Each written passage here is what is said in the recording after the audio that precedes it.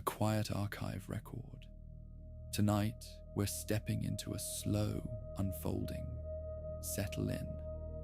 Let the outside world dissolve and gently descend into tonight's world. Before temples and councils, Taran's soul keeps a neglected archive and learns the Force as a rhythm that can be followed without worship.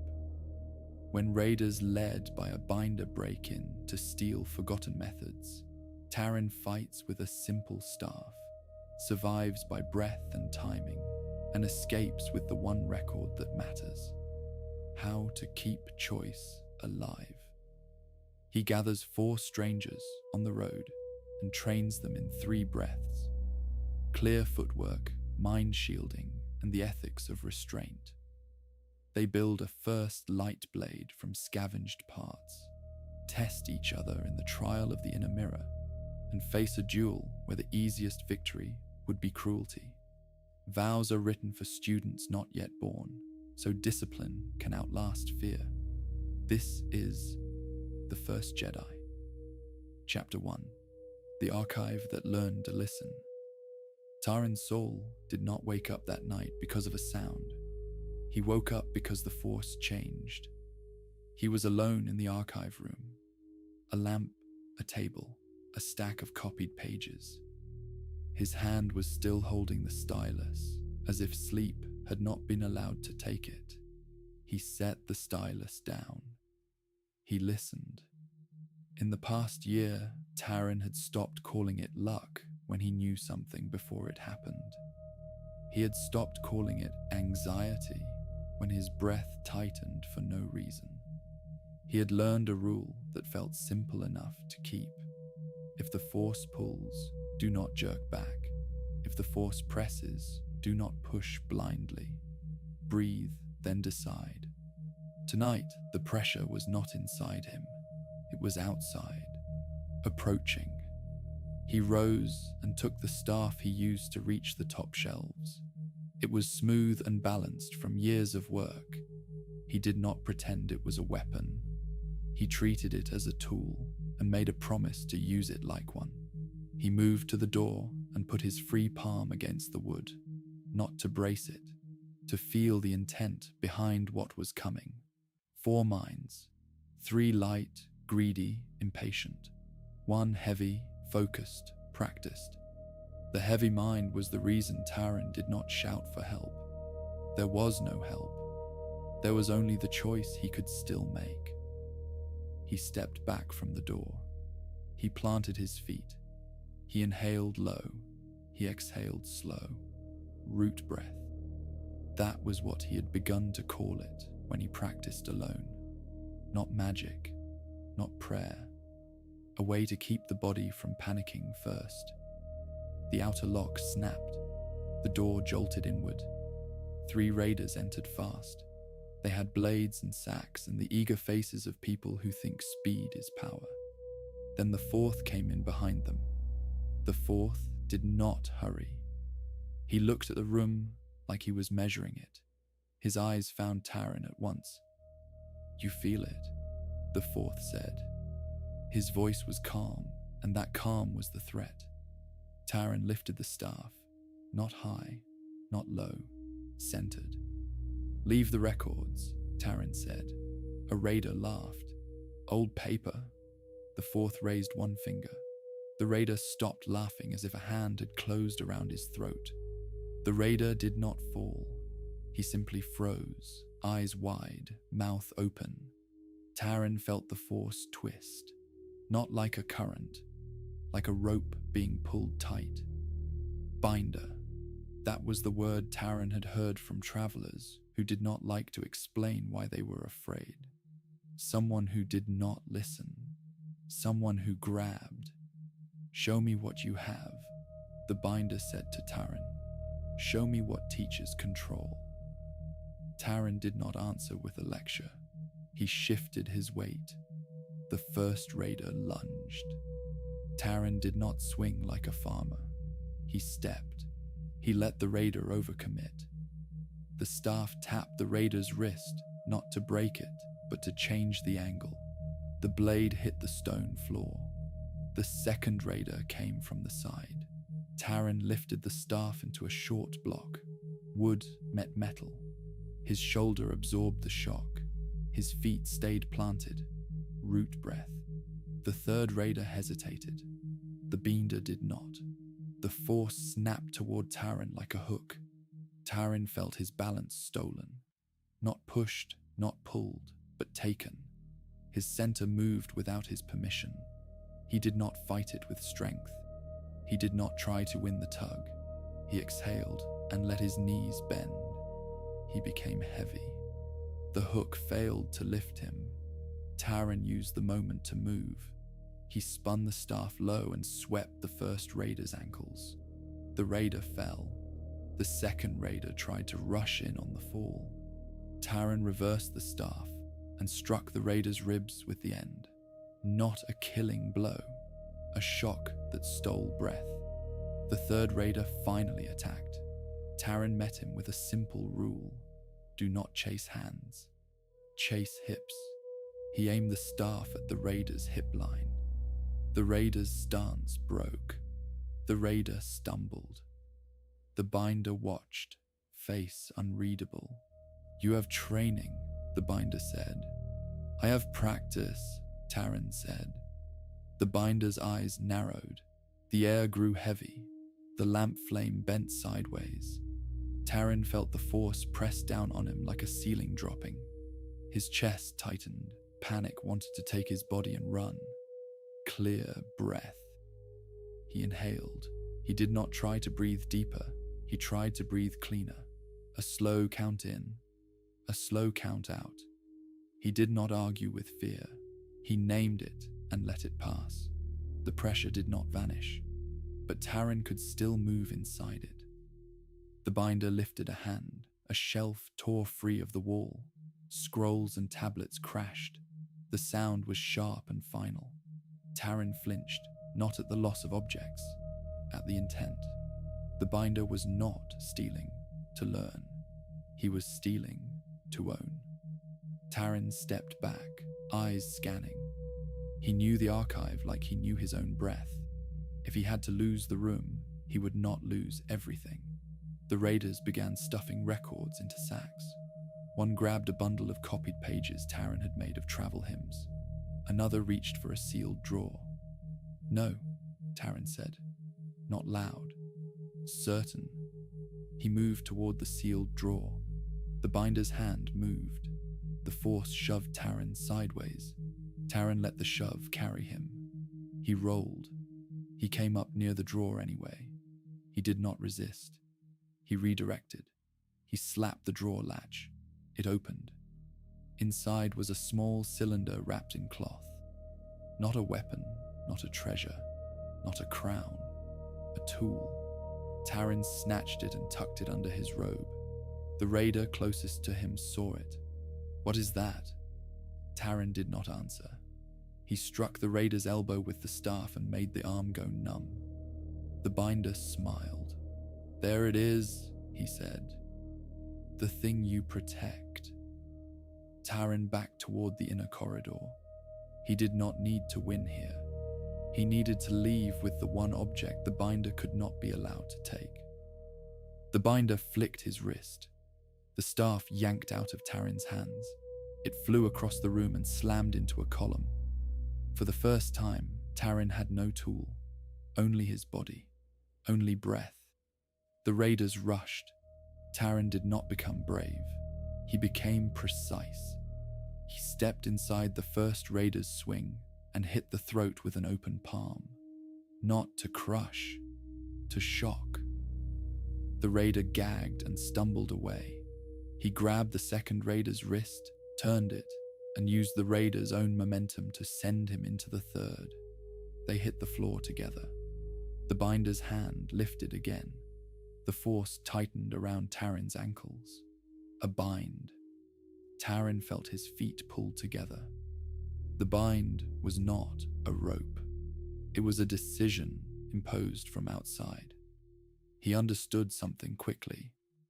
A bind is easier if you fight it like a prisoner, so he did not fight it like a prisoner. He fought it like a student. He relaxed his feet. He softened his knees. He reduced his own resistance. Then, when the bind tried to hold him tight, he stepped.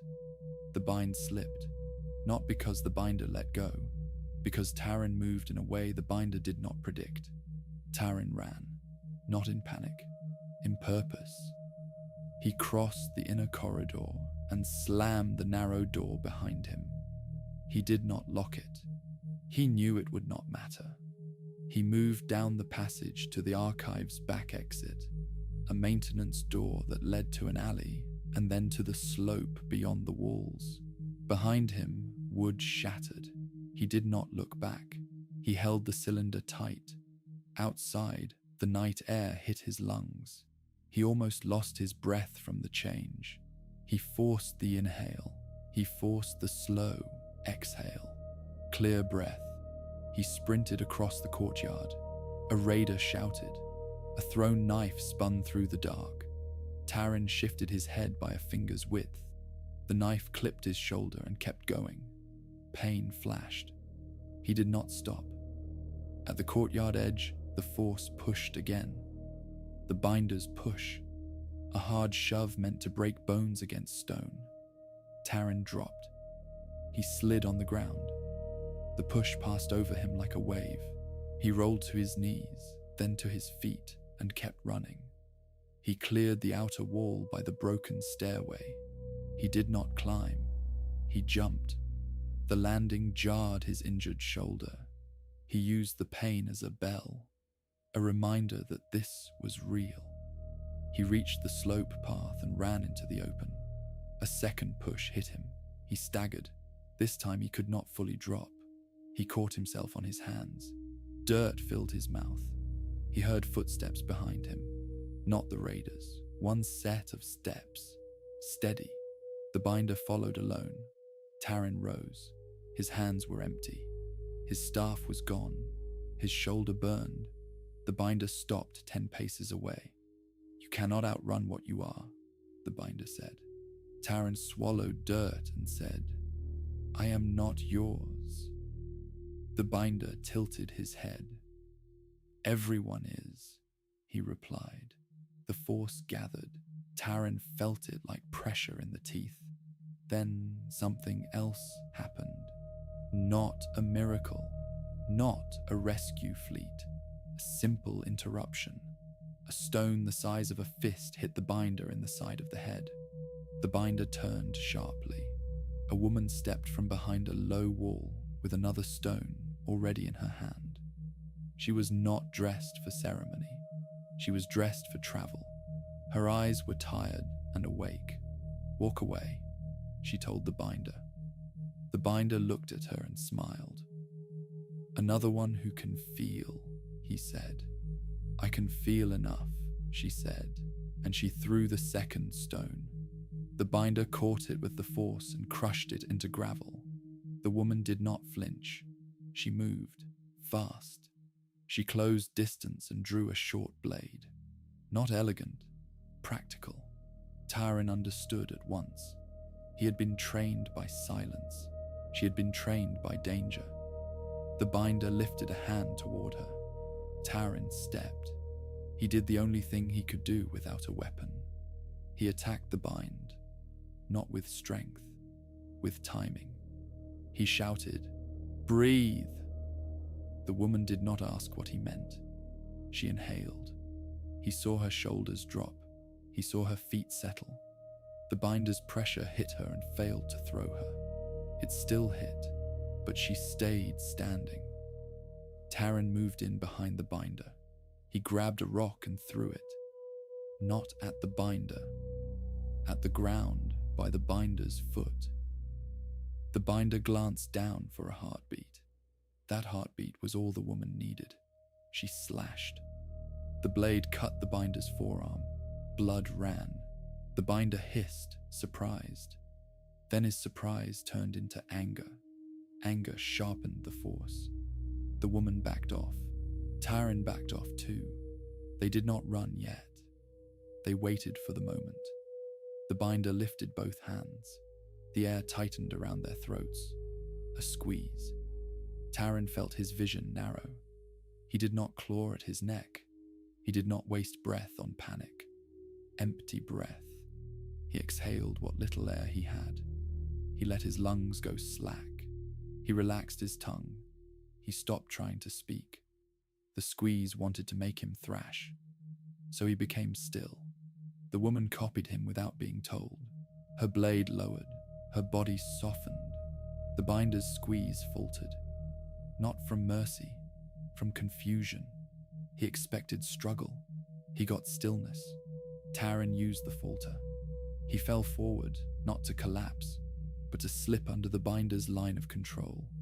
He rolled, grabbed the woman's wrist, and pulled. Now, he rasped. They ran together. They did not run towards safety.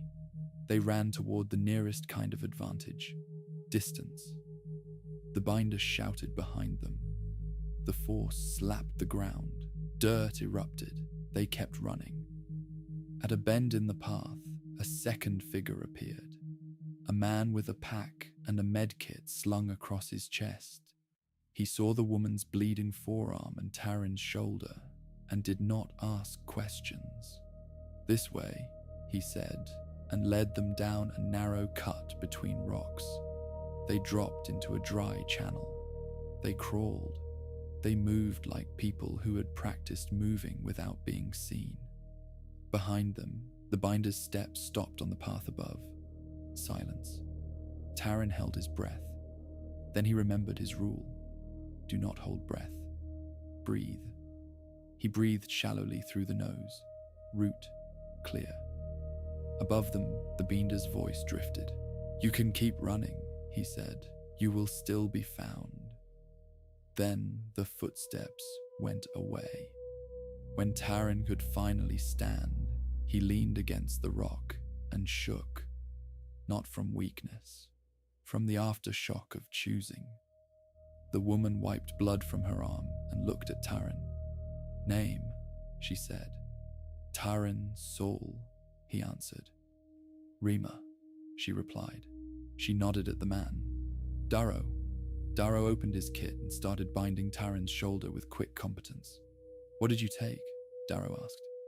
Taran touched the cloth-wrapped cylinder under his robe. "A record," he said. Rima's eyes narrowed. "A record that makes a binder chase you alone?" Taran did not lie. "It teaches restraint," he said.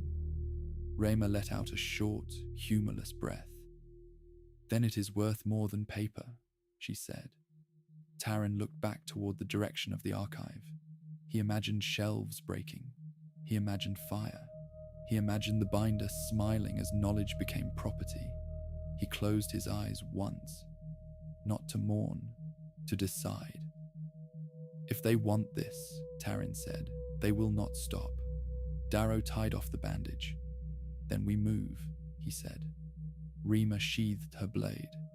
"And we learn how to stop them," she added. Taran inhaled. He exhaled. He did not know what he was yet, but he knew the next event. He had to turn listening into discipline. Chapter 2. 3 breaths, 1 blade. They did not travel far before the first test arrived. It came as hunger. It came as exhaustion. It came as the quiet urge to give up because the body says it is done. Taran made them stop before that urge turned into an order. They found a low place between rocks where they could not be seen from the path. Darrow set a small light. Rima kept watch.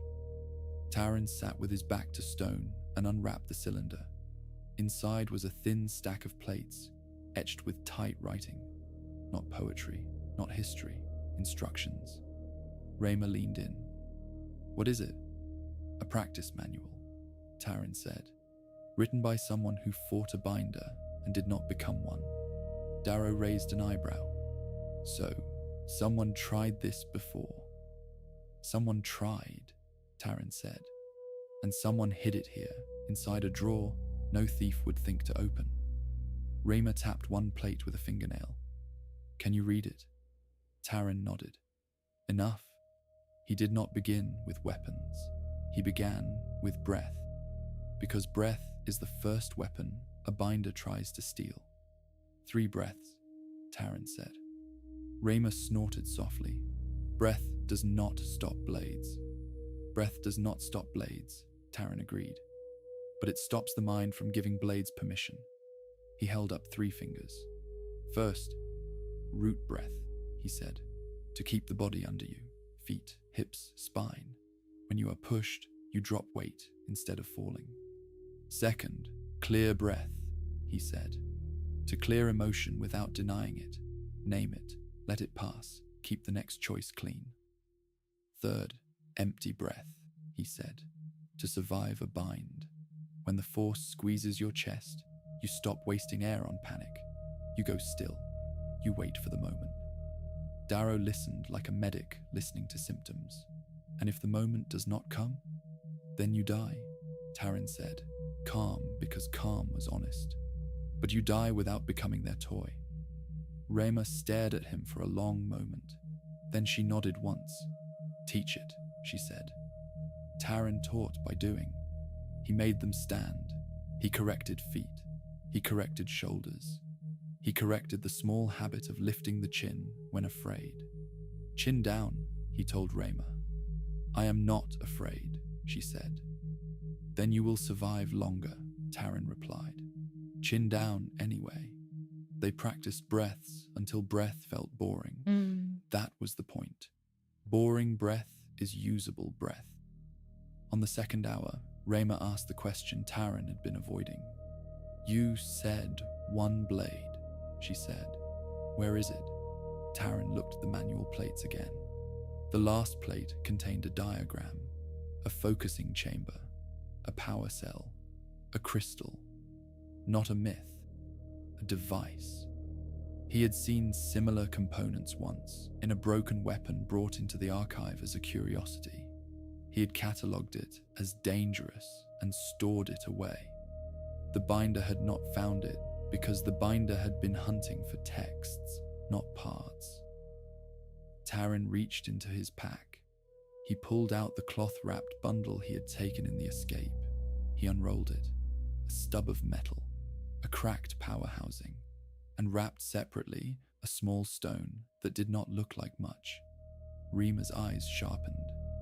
That is why he chased you, she said. Taryn nodded.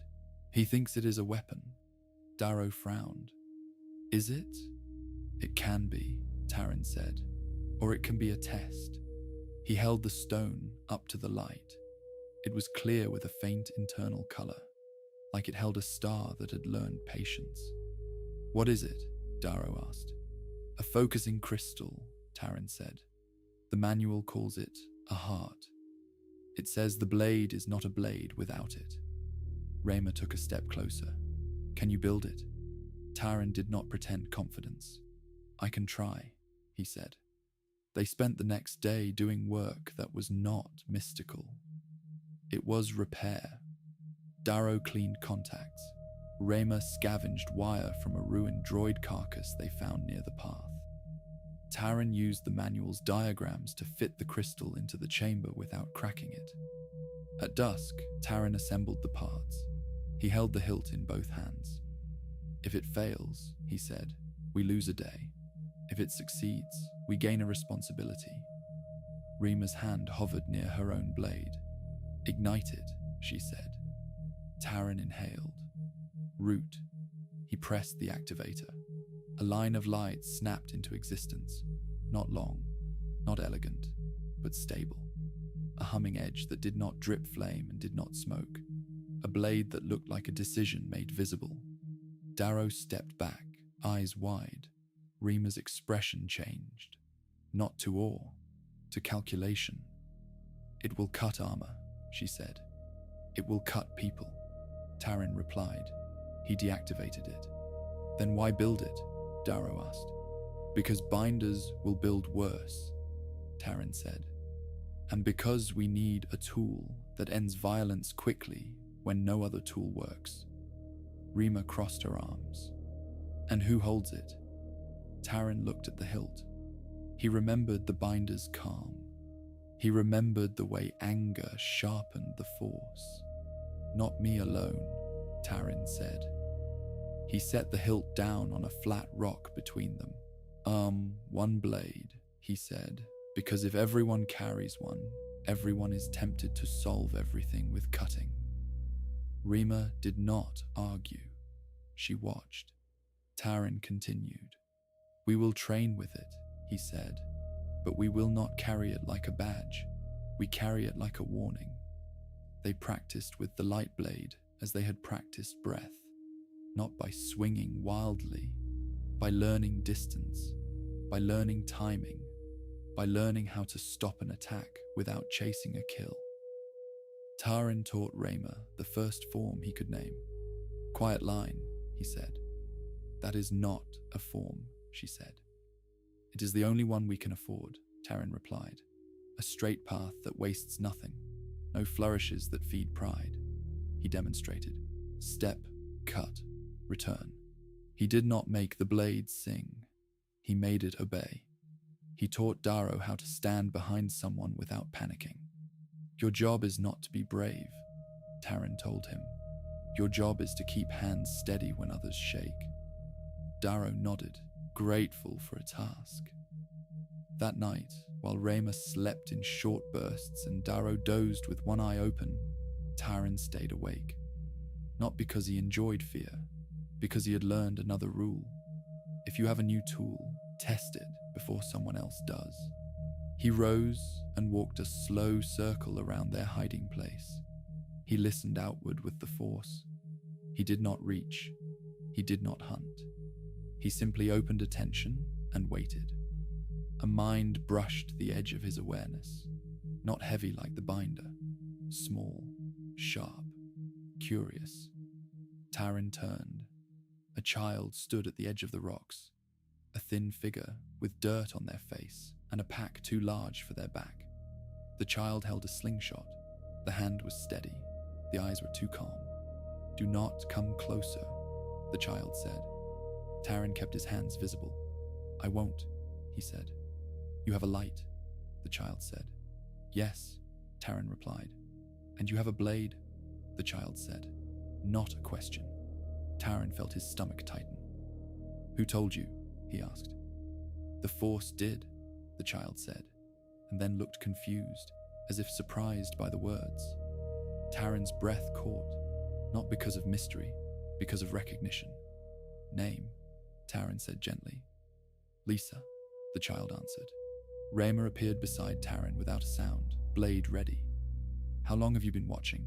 she asked. Lisa shrugged. "Long enough," she said. Darrow stepped up behind them, sleepy but alert. "Are you alone?" he asked. Lisa hesitated. "Not anymore," she said. Taran understood. "Someone is chasing you," he said. Lisa nodded. "A man who can pull people like dolls," she whispered. Rayma's jaw tightened. "Binder," she said. Lisa nodded again. Taran looked at Rayma and Darrow. The road had already given them a group. Now it offered a student, or a liability. He chose quickly. "Sit," Taran said to Lisa. "Breathe." Lisa blinked. "Why?" "Because if he finds you," Taran said, "breath is the first thing he will try to steal." Lisa sat. Taran guided the shoulders down. He guided the inhale. Root. Rayma watched, still suspicious. Darrow watched, still compassionate. An hour later, Taran sent Rayma to scout. When she returned, her report was simple. 3 on the ridge, she said. "Not the binder. Raiders. Looking." Taran did not waste time. "We move now," he said. They packed. They traveled low. They avoided the main path. It did not work. At the next narrow pass, the raiders were waiting. Not hidden well. Hidden enough. Rima drew her blade. Taran did not ignite the light blade yet. He watched their feet. He watched their hands. One raider had a net. Not to kill, to capture. Binder tactics. Taran spoke quietly. 3 breaths, he said. Rayma shifted her stance. Root. Darrow took Lisa by the shoulder and moved behind a rock. Lysa tried to peek out. Darrow pushed her down. The first raider threw the net. Taran stepped forward. He ignited the blade. Light snapped out. He cut the net in one clean line, not a flurry, quiet line. The raider flinched. Rayma used the flinch. She closed and struck with the flat of her blade across the raider's arm.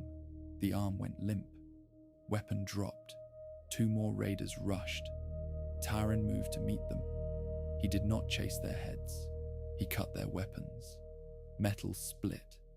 A raider screamed, not from pain, from shock. People who rely on tools panic when the tool fails. Taran used that panic to end the fight fast. He kicked a knee. He shoved a shoulder. He took balance. Rima finished the last raider with a quick cut to the thigh. Not lethal, disabling. The raiders fell back, bleeding and frightened. They ran. Rayma turned on Taran. "You could have killed them," she said. "Yes," Taran said. "Why didn't you?" she demanded. Taran deactivated the blade. "Because killing is a habit," he said, "and we do not have the discipline to carry that habit yet." Rima stared. Then she looked away. She did not agree, but she did not argue further. That night, they did not sleep much, but they had gained something more useful than sleep. Proof. The breaths worked. The blade could be used without letting it lead. The group could survive a fight without becoming hunters. Taran looked at the manual plates again. On the last line of one plate, a single word was etched. Not a title, a reminder, choice. He traced it once with his thumb. Then he wrapped the plates up. The next event was already coming, and it would not be solved by running. Chapter 3. The Trial of the Inner Mirror. The binder did not find them by footprints. He found them by attention. Taran learned that on the 3rd day, when the force around them became too quiet, not calm, empty. "Stop," Taran said. Rayma halted. Darrow froze. Lysa took one more step and then stopped when she saw the others. "What?" Rayma asked. Taran did not answer immediately. He opened his awareness. He felt the edges of the world as if they were a room. The air felt thin. It felt watched. "He is near," Taran said. Lysa's eyes went wide. Darrow swallowed. Rayma did not show fear, but her grip tightened. "Then we fight," Rayma said. Taran shook his head. "Not yet," he said. "First, the mirror." Rayma frowned. "What mirror?" Taran tapped his chest. "The one that shows what you become when you win," he said. Rayma's mouth hardened. "I do not care," she said. "You must care," Taran replied. "Because the binder does not only want our tools, he wants our reactions." They found a narrow ravine and moved into it. Stone walls. One way in, one way out. A trap if used badly. An advantage if used cleanly. Taran made them sit. Rima wanted to stand. He made her sit anyway. "Close your eyes," he said. "No," Rima said. "Then keep them open," Taran replied. "But look inward." He explained the trial as simply as he could. "When a fight comes," he said, "the mind offers shortcuts. Rage, pride, cruelty. The promise that if you hurt enough, you will never be hurt again." Darrow's voice was small. "That is true." "It is true," Taran said. "And that truth is the trap." He turned to Lysa. "When you are afraid," he asked, "what do you want to do?" Lysa hesitated. "Run," she said. "Good," Taran replied. "Running is sometimes wise, but running can also become a refusal to choose." He turned to Darrow.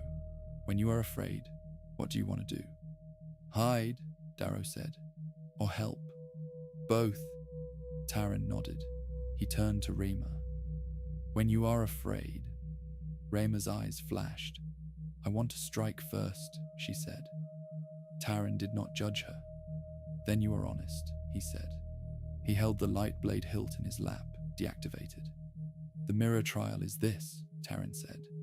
You say your shortcut out loud, you name it. Then you breathe and do not obey it. Rima stared at him. That is the trial. That is the beginning, Taryn said. They practiced. They spoke shortcuts. They named them. They breathed. It felt useless. That was also the point. The first discipline always feels useless until the first time it saves you. The binder arrived before sunset, not with raiders, alone. He stepped into the ravine mouth like he had been invited. A lessons circle, he said. How charming. Rayma stood. Taryn stood. Darrow pulled Lysa behind him. The binder's gaze moved over them and paused on the light blade hilt. You built it, he said. Taryn did not deny it. Yes, he said. Give it to me, the binder said, and I will leave the rest alive. Rima's blade moved a fraction forward. Taryn saw her shortcut rise. Strike first. He spoke quietly. Name it, he said. Rema's jaw clenched. Strike first, she whispered. Breathe, Taryn said. Rema inhaled. Root. Her feet settled. The binder smiled. Cute, he said. Breath tricks. He lifted his hand. The force slammed forward. Not a push. A shove designed to smash ribs against stone. Taryn dropped low. Root. He absorbed the shove and rolled. Rema did not drop. She stepped into it. She let her knees bend. She stayed standing, though she slid back. Darrow and Lysa were thrown. They hit the ravine wall. Darrow grunted. Lysa cried out. The binder stepped forward. Now, he said, I will take your breath. The air tightened around Darrow's throat. Darrow's hands went to his neck. Panic. Taryn shouted, Empty breath. Darrow froze for a heartbeat. Then he remembered. He exhaled. He stopped clawing. He stopped feeding the squeeze. The binder's eyes narrowed. Taryn ignited the blade. He moved. He did not charge the binder's chest. He went for the binder's wrist. A binder's hand is not the source of power, but it is the habit, and habits can be broken. Taryn cut. The binder jerked back. The cut grazed, shallow. Blood. The squeeze on Darrow loosened. Rayma attacked. She did not aim to kill. She aimed to disrupt. She struck the binder's elbow with the flat of her blade. The binder staggered one step. Anger snapped across his face. You think restraint makes you pure? He hissed. He thrust his palm. Rima flew backward. She hit stone. Her breath left her. Taryn felt his own anger rise. A hot wave. The shortcut offered itself. Kill him. End it. Taryn named it. In his own mind, kill. Clear breath. He inhaled. He exhaled. He did not let anger drive his feet. He changed the event. Instead of chasing the binder, he moved to Rima. He knelt. He placed 2 fingers on her wrist. Pulse. Alive. Breathe, he told her. She gasped. Then she inhaled. The binder laughed. Mercy in the middle of battle, he said. How noble. He lifted his hand toward Lysa. Lysa screamed and tried to run. The force caught her like a net. She froze mid-step, her arms pinned. Taryn stood. This was the true mirror. Not words, not practice. A child pinned and helpless. The easiest path was to cut. The cleanest cut would be a killing blow. Taryn felt his hand tighten on the hilt. He felt the blade humming. He chose a harder path. Because if he chose the easy one now, he would choose it again later. He deactivated the blade.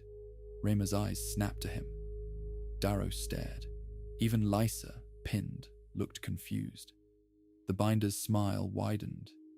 Yes, he said softly. Kneel. Taryn did not kneel. He stepped forward, empty-handed. He raised both palms. Not surrender. A technique. What are you doing? Rayma rasped. Taryn spoke without turning. I'm changing his expectation, he said. He opened his awareness fully. Not to push, to listen. He felt the bind around Lysa. It was not a knot. It was a pattern of intent. He found the rhythm. He matched it. Then he shifted it by a fraction, like changing the timing of a step. The bind slipped. Lysa fell to her knees, free. She scrambled back. The binder recoiled as if slapped. "You cannot do that," he said. "I can," Taryn replied. "Because you are not the force. You are only a hand grabbing at it." The binder's anger flared into something else. Fear. Fear makes binders brutal. He thrust both hands. The ravine walls shook. Stones cracked loose.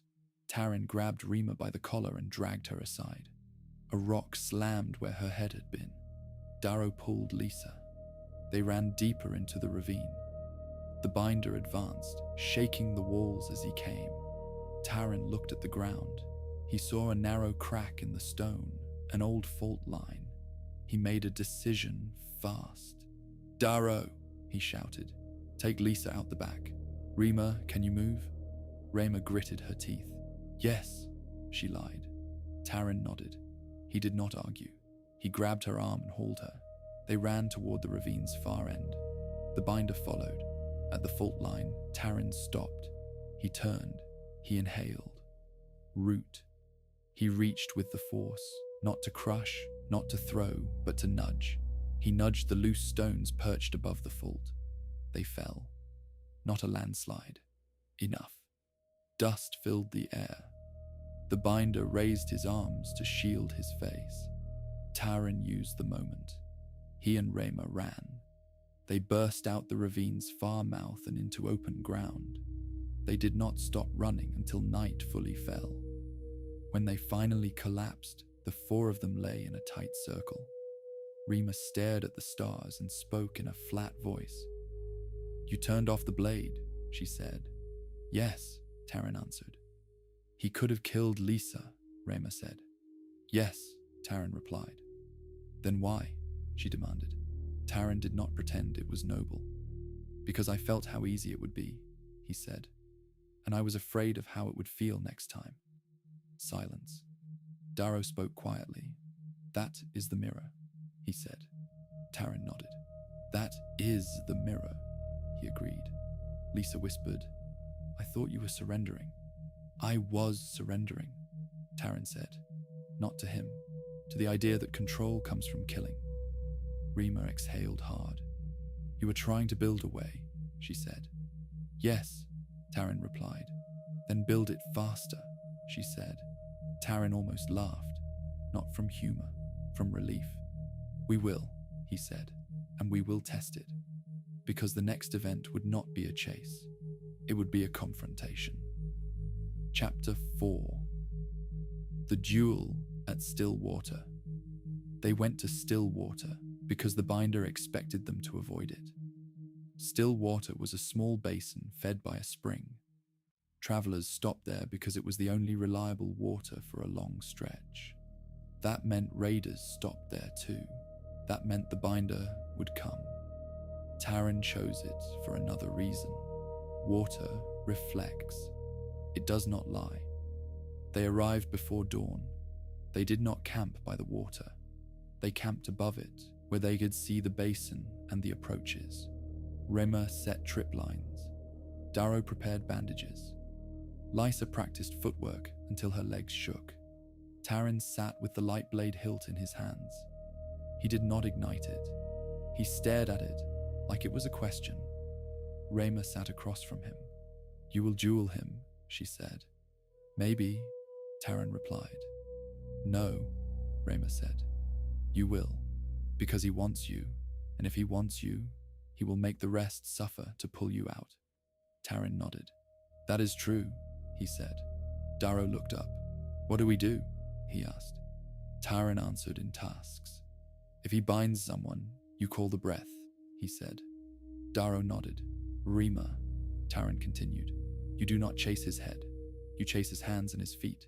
Disrupt." Rayma nodded. "Lysa," Taryn said. Lysa straightened. "You do not fight him," Taryn told her. "You fight your panic.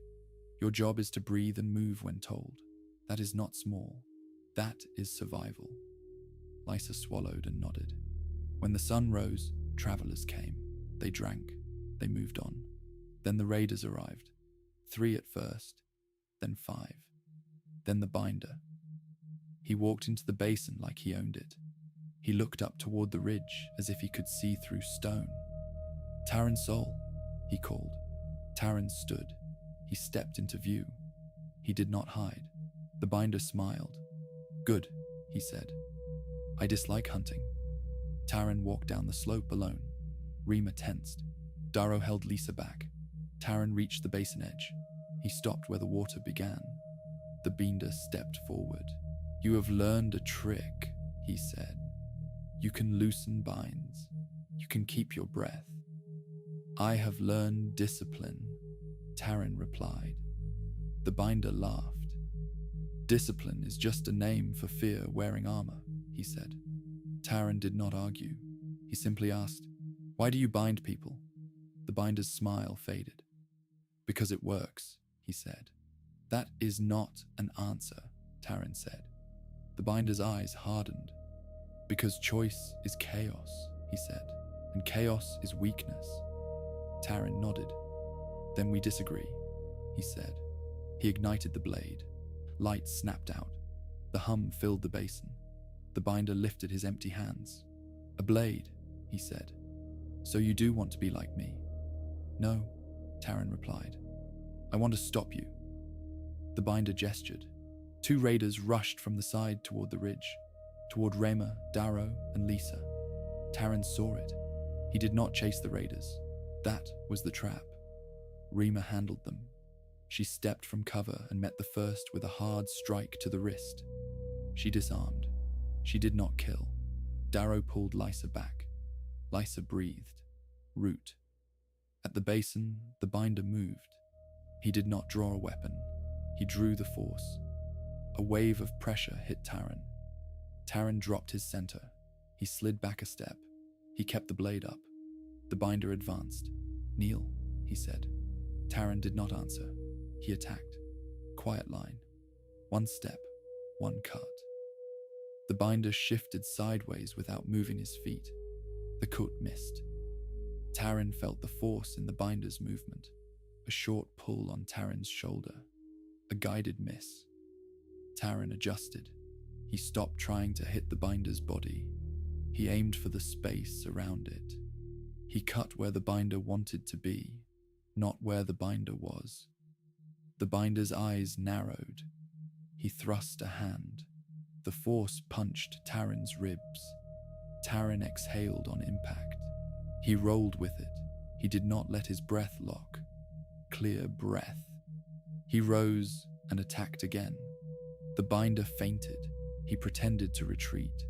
Then he snapped a bind toward Taran's blade arm. Taran felt his elbow seize. He did not fight with the arm. He fought with the feet. He stepped forward anyway. He let the blade drop. He used his free hand to grab the binder's wrist. The binder blinked. He had not expected touch. Binders prefer distance. Touch reminds them that bodies are real. Taran used the wrist grab to turn. He spun the binder offline. The binder stumbled into the water. The water splashed. Ripples spread. The binder's face twisted, not from humiliation, from anger. He lifted both hands. The water rose, not a wave, a wall. It crashed toward Taran. Taran did not jump back. He cut. The blade hissed through water. Steam burst. The wall split. The spray hit Taran's face. It stung. It blinded for a heartbeat. The binder used that heartbeat. He slammed the force into Taran's knees. Taran fell. The blade skittered. He caught it. He rolled. He rose. He was breathing harder now, not from fear, from effort. On the ridge, Rema shouted, "More coming!" Taran heard it. He did not turn. He could not. The binder smiled. "You will break," he said. "You will choose the easy cut." Taran felt the shortcut again. Kill. End. He named it. Kill. He breathed. Clear. He chose another technique. Not a cut. A stop. He deactivated the blade. The binder's smile froze. "Again," he said. "You think this confuses me? It confuses you," Taran replied. "Because you think the blade is the source of control." He opened his hands, palms up. The binder struck. The force slammed Taran backward. Taran skidded on wet stone. Pain flared. He did not reach for the blade. He reached for the pattern. Taran listened to the binder's intent the way he had listened to shelves and locks. Not to worship, to understand. The binder's pushes had a rhythm. Push, pause, bind, pause, push. The pauses were where the binder adjusted, where he re-grabbed. Taran moved on the pauses. He stepped forward between pushes. He entered the space where a push could not fully form. The binder's eyes widened. Taran placed 2 fingers on the binder's forearm, right where the earlier cut had bled. Not to hurt, to anchor. Then Taran breathed root breath and dropped his weight. He did not pull the binder. He made the binder feel heavy. The binder's knees bent. He sank. Binders like to lift others. They dislike being grounded. The binder snarled. He tried to push Taran away, but the push could not form cleanly while Taran was anchored. Taran used the moment to speak, not a taunt, a statement. "You are afraid of choice," Taran said. The binder's eyes flashed. "Choice is chaos," he spat. "Choice is life," Taran replied. The binder's anger spiked. He tried to rip Taran's mind open. A mental hook, a command that wanted to become Taran's own thought. Kneel, give, obey. Taran felt it. He did not pretend he was immune. He used the mirror. He said inside his head, "That is not mine." Clear breath. He let the command pass like a gust. He kept his hands on the binder's arm. He kept the anchor. The binder shook, furious. On the ridge, metal clanged. Rima fought. Darrow shouted breath cues. Lysa moved when told. Taran did not look. He trusted their tasks. The binder tried one last technique. He stopped pushing Taran. He stopped binding. He did nothing. Stillness. That stillness was a trick, a lure. A pause meant to draw Taran into a careless move. Taran recognized it because he had practiced it. He became still too. 2 stillnesses facing each other. In that quiet, Taran felt the smallest thing. The binder was not connected to the force as a listener. The binder was connected as a thief, always grabbing, always tense. Taran made a choice. He stepped back. He picked up the light blade hilt from the wet stone. He did not ignite it. "I could kill you," Taran said. The binder smiled with his teeth. "Then do it," he whispered. Taran shook his head. "If I kill you in anger, I will feed the next binder," he said. The binder's smile faltered. Fear again. Taran continued. "So I will end your control instead," he said. He lifted the hilt and pressed it into the binder's palm. "Not as a gift, as a test." "Feel it," Taran said. "It is a tool. It does not make you strong." The binder stared at the hilt as if it was a trap. Taran used the stare. He reached into the force with a gentle pull, not on the binder, on the binder's attention. He pulled it sideways, just enough. The binder's grip loosened. Rayma's voice rang from the ridge. "Down!" A stone flew, Lisa's slingshot. It struck the binder's temple. The binder staggered. The hilt dropped. Taran ignited the blade, not to cut flesh, to cut the path. He sliced the binder's belt pouches. Tools spilled, small bindstones, wire, a ring etched with symbols. Taran kicked them into the water. The binder screamed, not from pain, from loss. He lunged. Taran turned the blade flat and struck the binder across the shoulder. Hard, disabling. The binder fell to one knee. Rayma ran down the slope, breath hard, blade bloody from raiders. Darrow followed with Lisa. Rayma raised her blade at the binder's neck. End him, she said. Taran held up a hand. No, he said. Rayma's eyes burned. He will come back, she said. Then we keep practicing, Taran replied, and we teach others to break binds. Rima's blade trembled. This was her mirror. Strike first, finish. Taran watched her. He did not command, he waited. Rayma breathed. Root, clear. She lowered her blade, not kindly, with effort. Darrow let out a breath he had been holding. Lysa stared at the binder as if expecting him to disappear. Taran knelt by the binder. He spoke quietly. You will not bind anyone here, he said. The binder spat blood. You think you won, he hissed. I think we chose, Taran said. They bound the binder's hands with wire, not torture, containment. Then they left still water, not because they were safe, because they had learned what they needed. A duel is not the end. A duel is a mirror, and the mirror had shown them the next work. Chapter 5. Vows written in ash. They could not keep the binder forever, not with one rope and one group, not with the road always moving. So Taran made a decision that sounded like madness. We go back, he said. Rima stared. Back to the archive. Taran nodded. Back to what is left, he said. Darrow's face tightened. Why? Because we need a place to train, Taran replied. And we need a place that reminds us what happens when knowledge is treated like property. Rima looked at the binder, walking between them with bound hands. And we bring him? Yes, Taran said, because the lesson should be close. They traveled at night. They avoided main routes. They moved with discipline. When they reached the archive grounds, the truth was simple. The archive had burned. Not all of it, but enough. Stone walls stood. Shelves were ash. The lamp room was black. Rima cursed under her breath. Darrow went still. Lysa covered her mouth. Taran did not collapse. He had already mourned the moment he ran. Now he needed to act. He walked through the ruins slowly. He found the drawer where the cylinder had been. It was open and empty. The binder watched him. I took what mattered, the binder said. Taran turned. You took what you could carry, Taran replied. You did not take what matters. The binder laughed. You think words matter more than fire. Taran looked down at the ash. Then he knelt. He dragged 2 fingers through it. He wrote a line in the ash. Not pretty.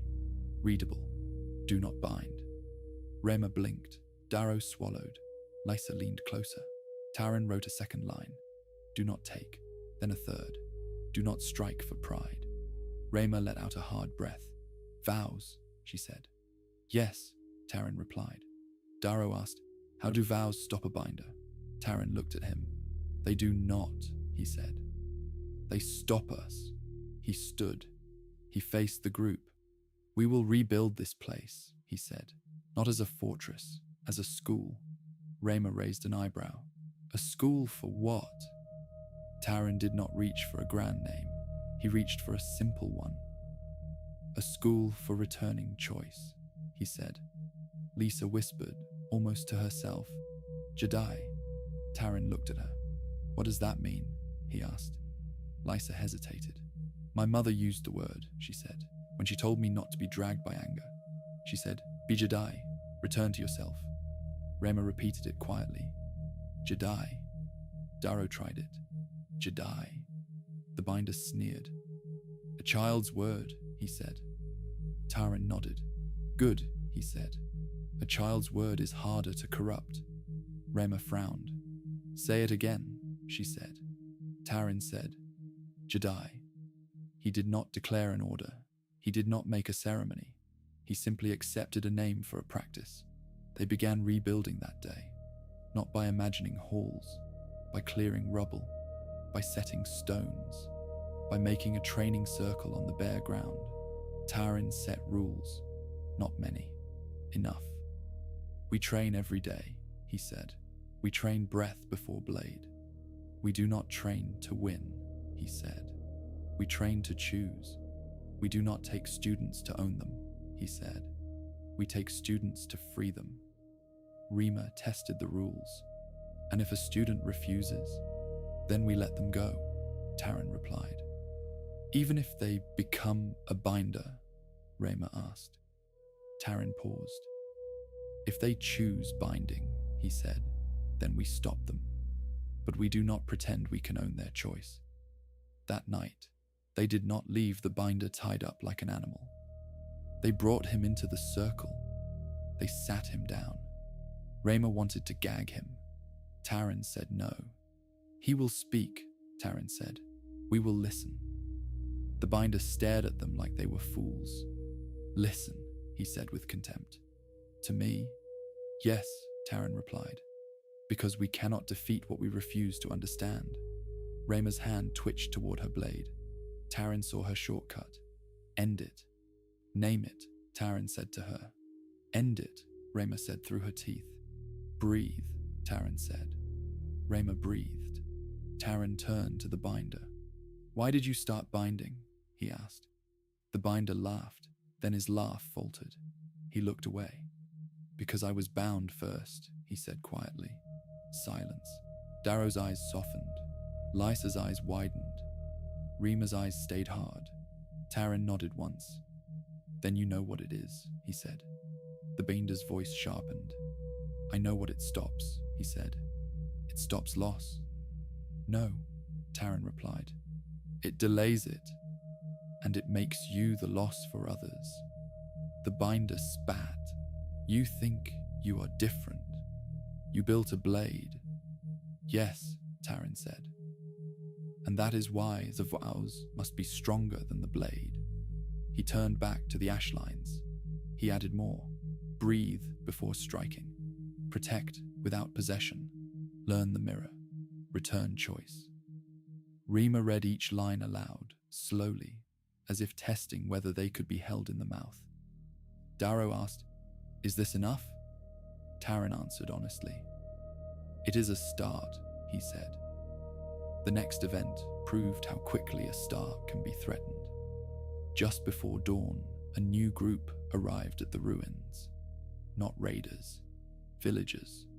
4 adults carrying injuries, 1 man carrying a child. They had heard about a binder captured. They had heard about a blade of light. They came for revenge. Let us kill him, the first villager said. Rama stepped forward. No, she said. He is ours. Taran heard the danger in that word. Ours. Possession. He stepped between Rama and the villagers. He is not ours, Taran said. He is contained. The villagers shouted. They raised clubs. They cried names of people the binder had bound. Lisa shrank back. Darrow held the child's injured arm and tried to calm the family. The binder smiled. Not because he was safe, because he could feel the group splitting. This was his last weapon, not the force, the urge for revenge. Taran spoke loudly enough to cut through the shouting. If you kill him now, he said, you may feel relief, but you will learn the habit of killing a helpless person, and that habit will stay in your hands. A villager spat. He killed my brother, she said. Taran nodded. Then your pain is real, he said, and your desire is understandable.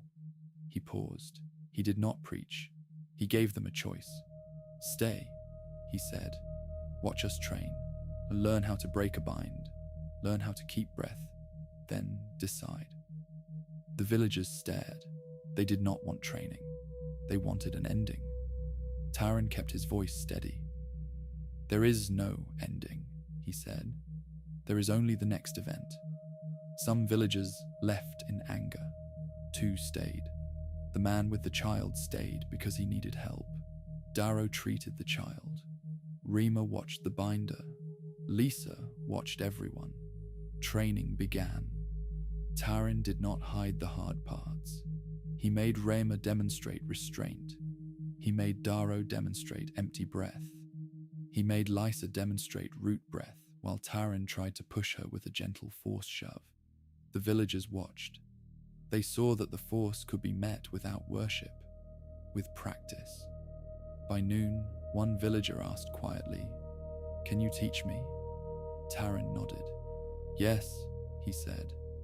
That was how it began, not with a council, with a question. But the binder did not accept the beginning. That night, he tried to escape. He waited until Rayma's watch shifted. He used the smallest pull on a loose stone.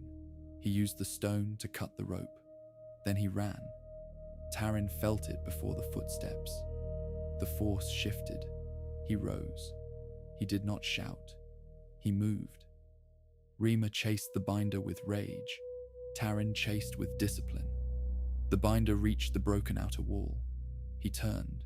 He lifted his hands. He did not try to bind Taran. He tried to bind Rayma, because Rayma's rage was easier to hook. Rayma's feet froze. Her breath hitched. Taran did not cut. He did not strike. He spoke. "Name it," he said to Rayma. Rayma's eyes were wide. Her jaw clenched. "Hate," she forced out. "Breathe," Taran said. Rayma inhaled. It was ugly. It was enough. The bind loosened. The binder stared.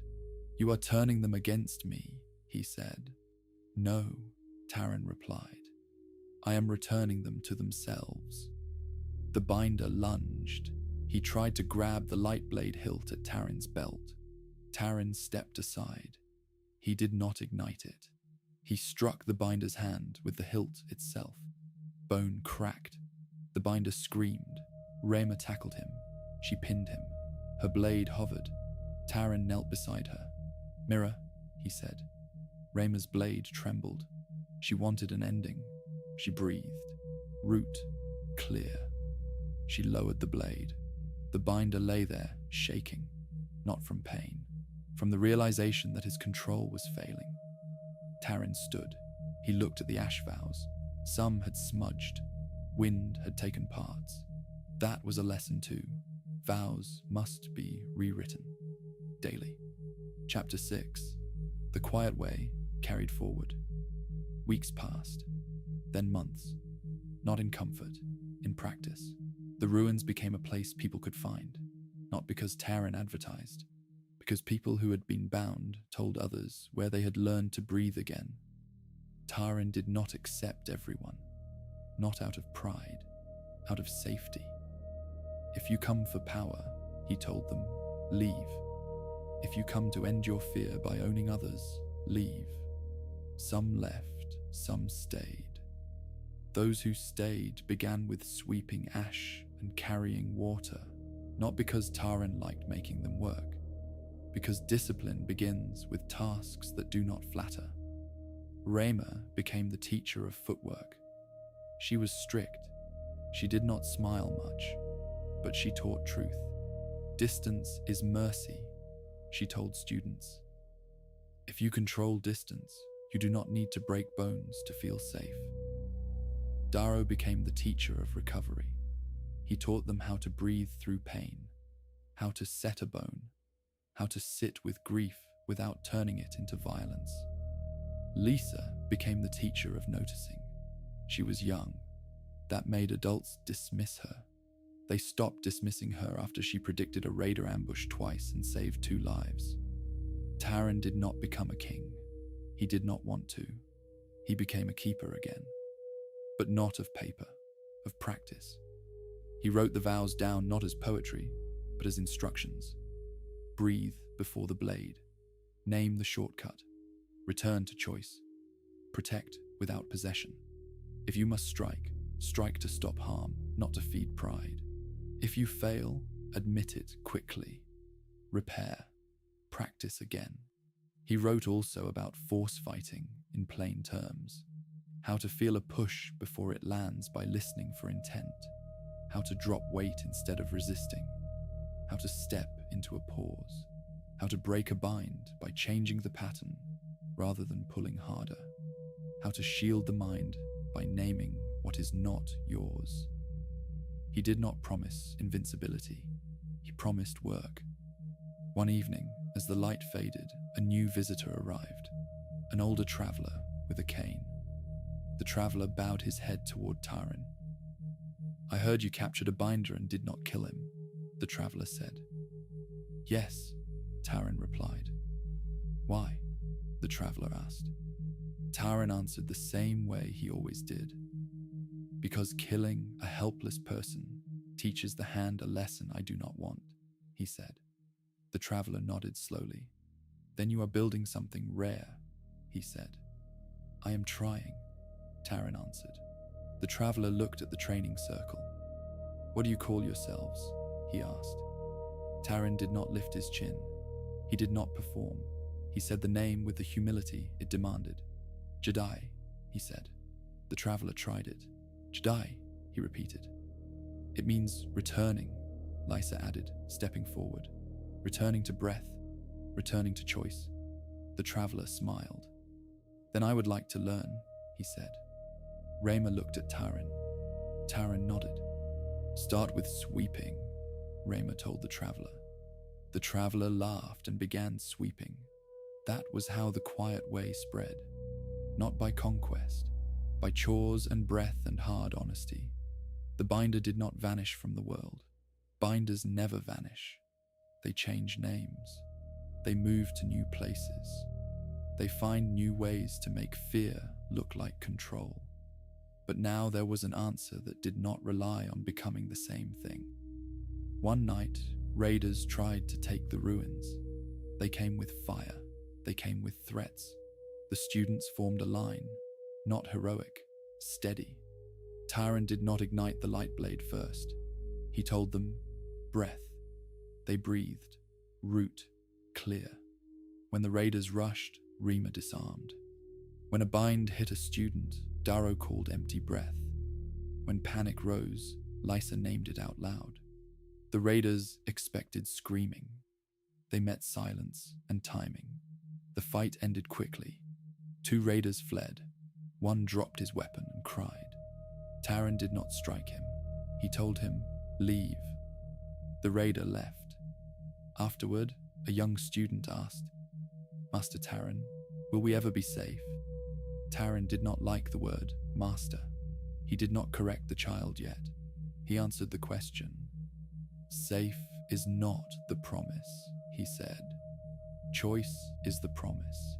If you can choose your next breath, you can choose your next action. That is safety enough for a life. The student nodded, not fully understanding, but feeling the steadiness. Later, when everyone slept, Taran sat by the old lampstand. The lamp itself was gone, but the place remained. He listened to the Force, not as a god, not as a weapon, as a rhythm. He thought of the archive. He thought of the burned shelves. He thought of the manual plates that had survived because someone had hidden them. He thought of how little survives, and how much can be rebuilt if a practice is simple enough to carry. Taran wrote one last line at the bottom of the vows. If you are alone, breathe. If you are with others, help them breathe. He set the stylus down. He did not know the names that would come later. He did not know the wars that would reshape stars. He did not know how often his vows would be ignored. He knew only this. A quiet way can travel farther than an army. And if even one person in the dark remembers to return to breath, then the first discipline lives again. This was a quiet archive story, where the story ends, sleep begins,